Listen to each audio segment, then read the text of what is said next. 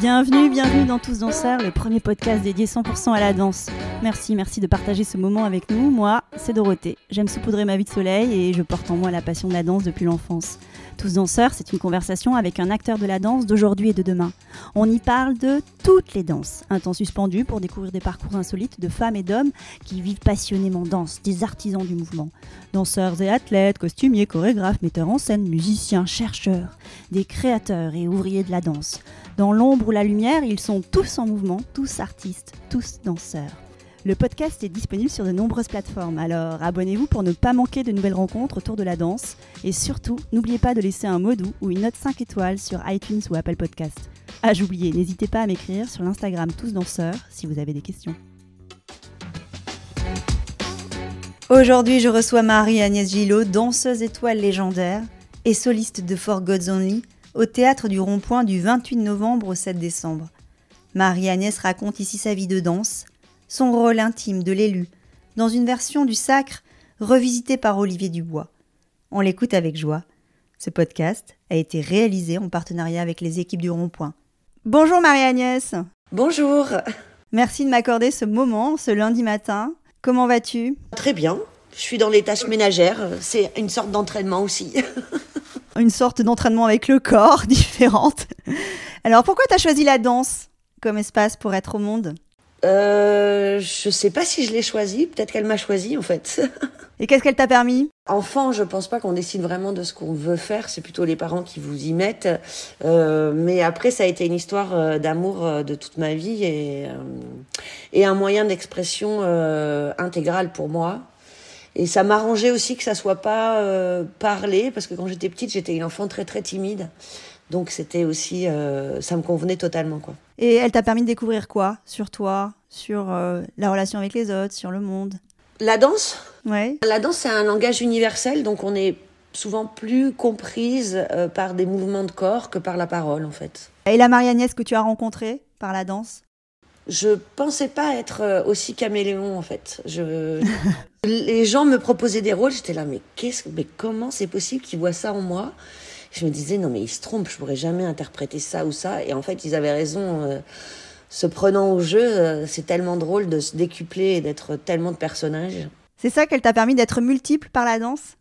Ouais, mais je changeais aussi mon corps. C'est-à-dire que entre le contemporain et le classique, je faisais vraiment une grande transformation physique, quoi. Et dans le panorama des disciplines artistiques, qu'est-ce qu'elle a de si singulier, la danse ? C'est un sport c'est pas un sport, mais c'est un art de haut niveau. J'entends souvent sport. Disons que l'entraînement est aussi complexe que des gymnases ou que des marathoniens ou des, je sais pas, parce que dans un grand classique, par exemple, on fait des sprints, on fait des courses de fond, on fait du saut en hauteur. Donc, c'est difficilement comparable à un sport, mais en tout cas, j'imagine que ça en contient beaucoup, la danse, comme sport. Toi, tu as été à plein d'endroits artistiquement. Tu as été au cinéma, tu as été au théâtre, à la danse, sur scène, à différents endroits de la danse aussi. Quand tu compares ces différentes disciplines artistiques que tu as traversées, finalement, la danse, c'est quoi ses singularités ? Moi, c'est mon moyen d'expression préféré, mais parce que, comme je disais tout à l'heure, je pense que le langage du corps est universel. Et alors, la danseuse, l'artiste que tu voulais être ? Moi, je voulais pas être artiste, je pense. Je sais pas, moi, j'avais pas conscience de ce que j'allais être. Je pense que si quelqu'un... en tout cas, j'avais beaucoup d'espoir et j'avais beaucoup je faisais beaucoup de vœux quand j'étais petite. Mais après, j'espérais pas être ce que je suis devenue, en tout cas. Quand as-tu su que tu allais être l'artiste que tu allais devenir ? Maintenant. Après la bataille. Après la bataille. Ou alors, on pourrait formuler la question différemment. Quel artiste tu voulais pas être ? Quand on a la fibre artistique, je pense que c'est aussi une curiosité, un intéressement pour les choses. Un artiste, moi, je suis emportée par plein d'autres arts que le mien, en fait. Je reste artiste tout le temps, en fait.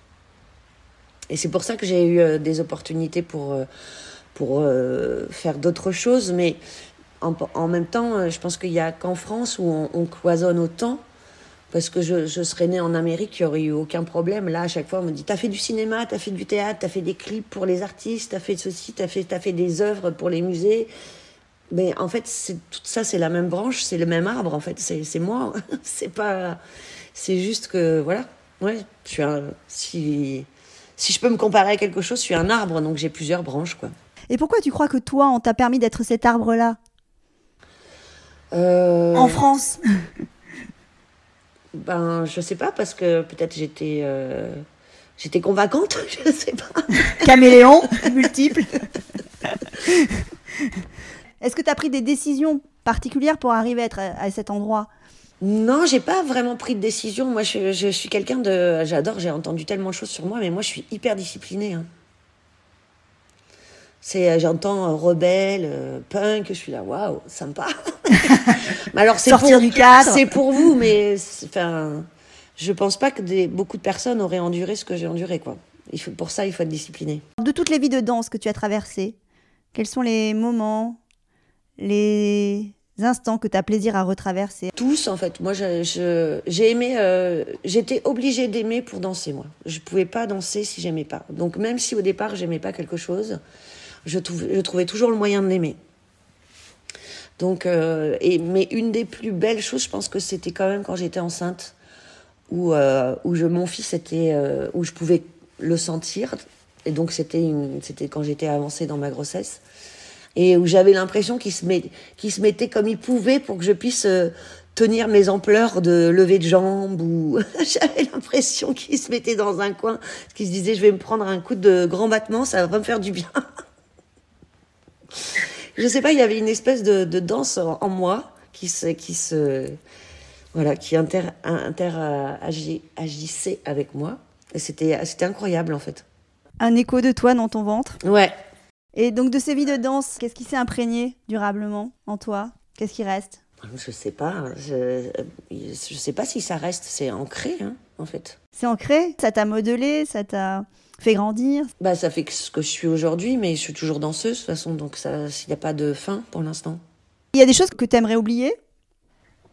Non, je pense que toutes les épreuves sont finalement du positif, en fait. Je pense pas que si j'avais pas été handicapée, si j'avais une carrière fulgurante au début, comme ce qui s'annonçait pour moi, peut-être que j'aurais été quelqu'un d'autre. Je pense que d'en avoir chié, comme disait, c'est bien, en fait. Et la scène, alors? C'est l'espace de quel possible? La scène, c'est l'espace de tous les possibles. C'est pas moi, justement. Qu'est-ce qu'elle réveille chez toi, la scène? Bah, moi, souvent, je suis pas moi, hein. Je suis pas là quand je suis en scène. Je suis pas là. Je suis pas là. Il y a qui, alors? Je sais pas. Un don de Dieu, il y a quelqu'un d'autre. Il y a quelqu'un qui apparaît qui n'est pas moi, en tout cas. C'est très mystique, ce que je raconte, mais c'est la vérité. Et c'est quelque chose que tu ressens à chaque moment sur scène? Ouais. En tout cas, je me mets dans cet état. Enfin, et puis de toute façon, ça arrive, hein, tout de suite. Et tu dis, c'est pas moi, c'est quelqu'un d'autre, mais tu te vois danser? Non. C'est un autre être qui danse et tu sors de scène et tu reviens à toi. Ouais. C'est ce qui se passe. C'est ce qui se passe, ouais.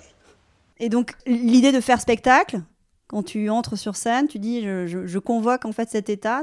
Ah non, j'ai un stress tellement que j'essaye juste de gérer mon stress pour pouvoir passer le pied en scène. Le stress, il est toujours là? Ouais, c'est atroce. T'as pas réussi à le dompter malgré... Si, on fait des stratagèmes, on ne le laisse pas monter, on est hyper concentré, mais voilà, on le dompte, quoi, mais il est là. Il est là et le dernier pas est fatal puisque c'est le pire. Et c'est quoi, c'est un combat? Ouais, c'est un combat, ouais. Tu gagnes à la fin? Ouais, je gagne. J'y vais, en tout cas. J'ai très peur. J'y vais, en tout cas.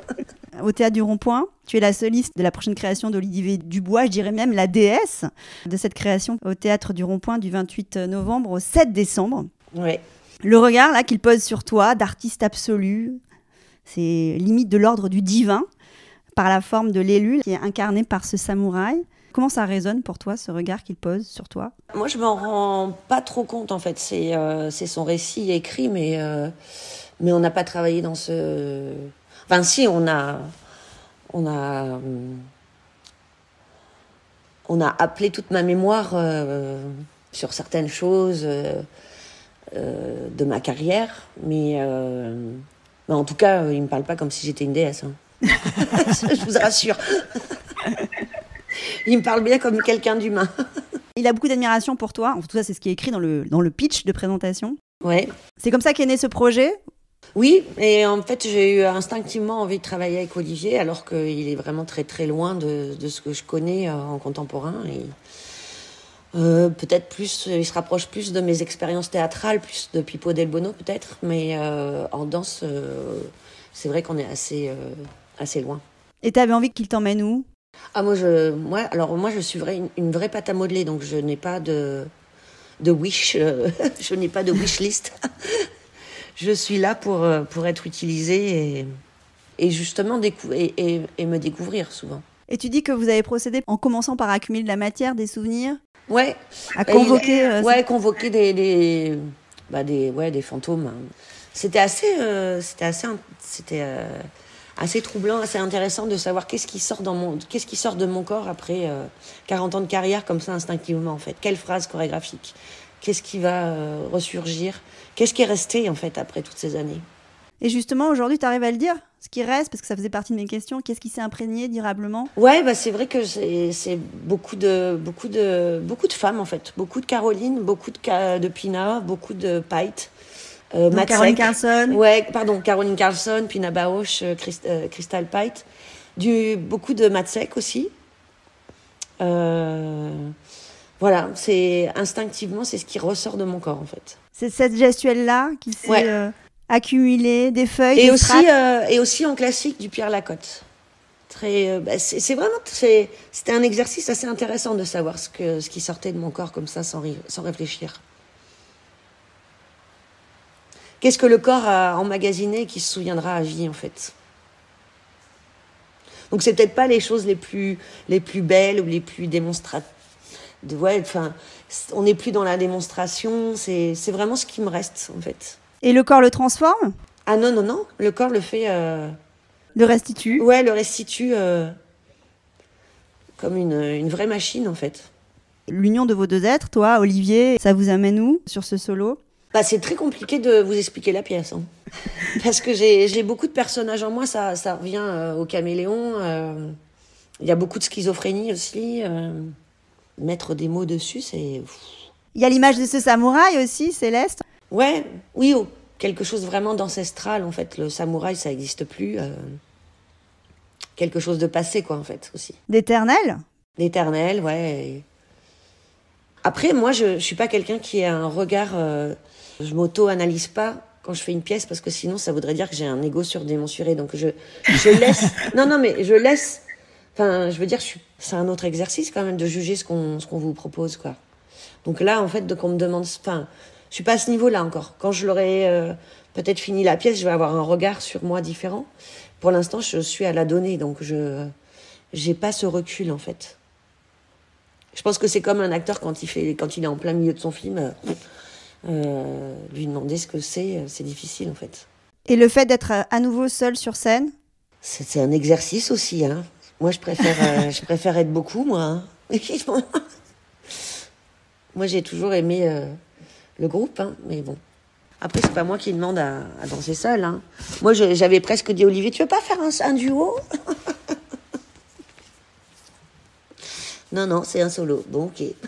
Chaque exploration, chaque création, c'est la possibilité renouvelée de dire quoi, de danser, d'être. Toi, tu le vis comment?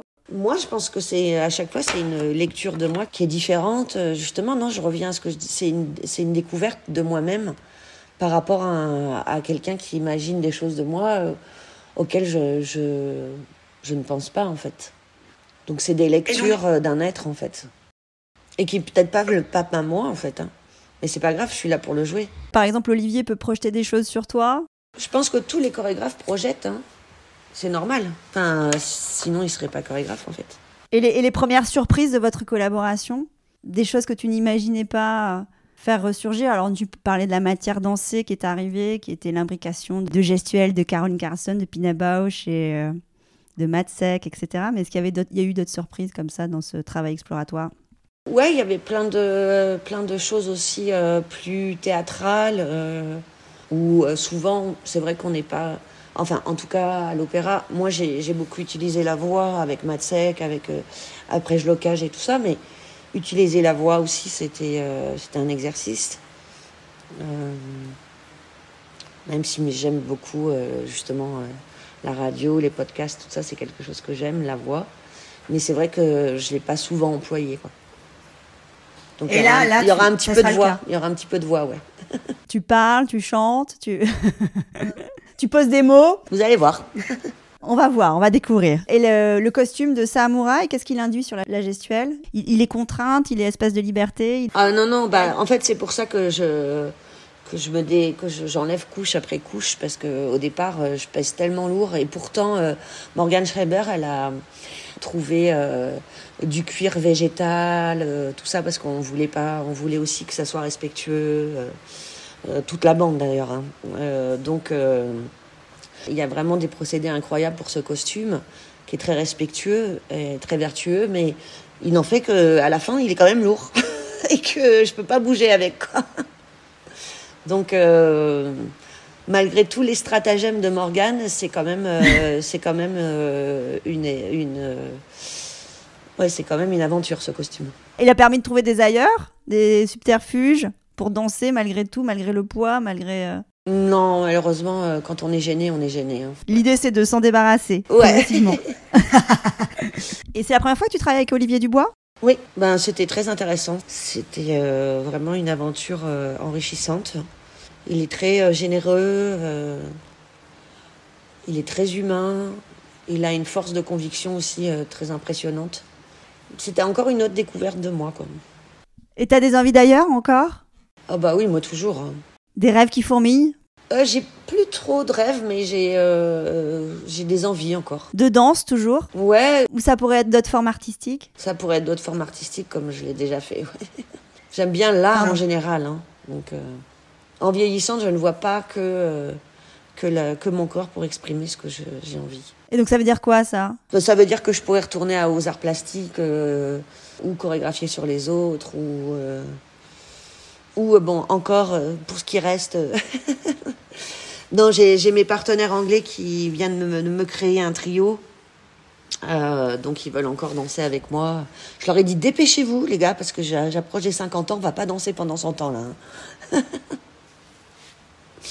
Mais bon, c'est sympathique d'avoir ces anciens partenaires qui veulent danser toujours avec vous, quoi. C'est mes partenaires de Wayne McGregor. Caroline Carlson, elle danse encore, par exemple. J'ai encore vu la semaine dernière danser. Ouais. Mais Caroline, c'est pareil, donc... c'est une forme... elle fait de la calligraphie, de la poésie. Moi, c'est tout ce qui... de la peinture. Voilà, Caroline, elle reflète vraiment aussi peut-être ce qu'elle a planté en moi, mais voilà. Un arbre, quoi. C'est plusieurs branches. Tu es aussi à l'endroit de la transmission. Là, il y a aussi cette envie d'accompagner la jeunesse. Ouais, j'ai toujours eu cette passion pour la transmission. Très jeune. Hein. J'ai commencé à enseigner, j'avais 18 ans, je crois.